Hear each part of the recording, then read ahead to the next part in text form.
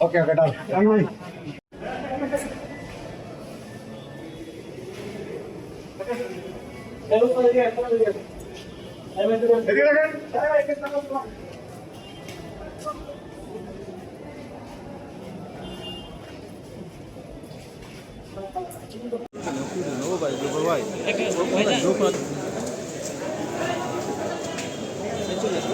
अरे भाई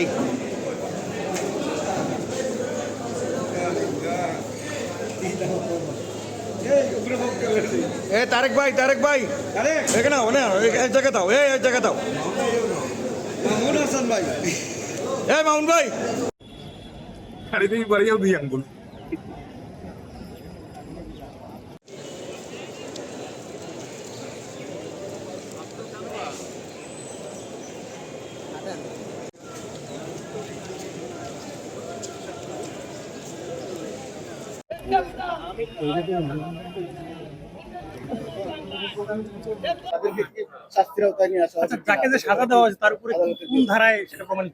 আচ্ছা, আমি মূলত জনাব গোলাম কিবরিয়া গৌস সাহেবের প্রতিনিধিত্ব করতাম, একই সাথে আরিফুল হক সাহেবের প্রতিনিধিত্ব করতেন আমাদের লার্নার সিনিয়র জনাব আহমদুল্লাহ শহীদুল ইসলাম শাহিন।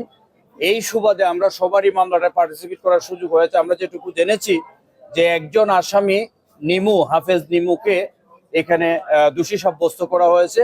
অপর দুইজন আসামি শহীদ শাহেদুল আলম বিপুল এবং মুফতি হান্নান, তাদেরকেও এইখানে সম্পৃক্ত বলে আদালত বক্তব্য দিয়েছেন। কিন্তু যেহেতু তারা মৃত্যুবরণ করেছেন সেহেতু তাদেরকে আইনের আর কোনো জাজমেন্টের শাস্তিমূলক আওতায় আনা হয় নাই।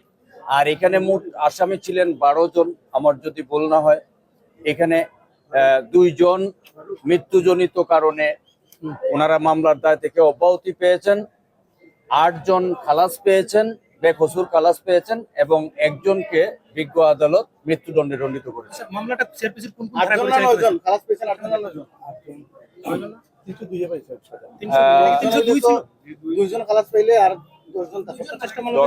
মানে না, 10 জনের মধ্যে 8 জন খালাস পেয়েছেন আর একজন মৃত্যুদণ্ড, আর 9 জন খালাস পাইছেন 9 জন খালাস পাইছেন, একজন মৃত্যুদণ্ড আর 2 জন দোষী সাব্যস্ত হলেও তাদেরকে মৃত্যুজনিত কারণে বা ফাঁসি কার্যক্রম আওতাভুক্ত হয়নি।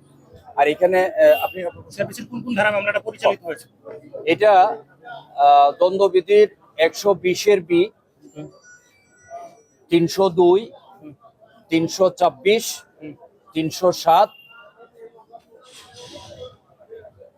এই 34 ধারায় মামলাটা বিচার কার্য সম্পন্ন হয় এবং এর আরেকটা ছিল বিস্ফোরক দ্রব্যাদি আইনের 3 এবং 4 ধারায়।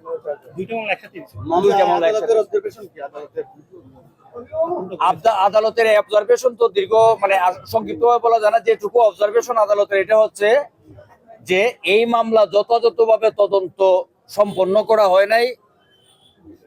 আরো কোনো তথ্য ছিল কিনা, প্রকৃত সত্যটা হয়তোবা এই ফারফান্টারি তদন্তের কারণে দেশ এবং মানুষের কাছে পরিষ্কার হয় নাই। এই জায়গাটায় তদন্তকারী দলকে বা তদন্তকারী এজেন্সিকে বিজ্ঞ আদালত তার কিছু অবজারভেশন দিয়েছেন। সবশেষে আমার একটা প্রশ্ন, যেহেতু দিয়েছে এটা আসলে ভুল প্রমাণিত হয়েছে, হ্যাঁ, তো সেক্ষেত্রে এদের বিরুদ্ধে ব্যবস্থা নেওয়া হবে কিনা, আপনারা তাদের বিরুদ্ধে কোনো মামলা করবেন কিনা?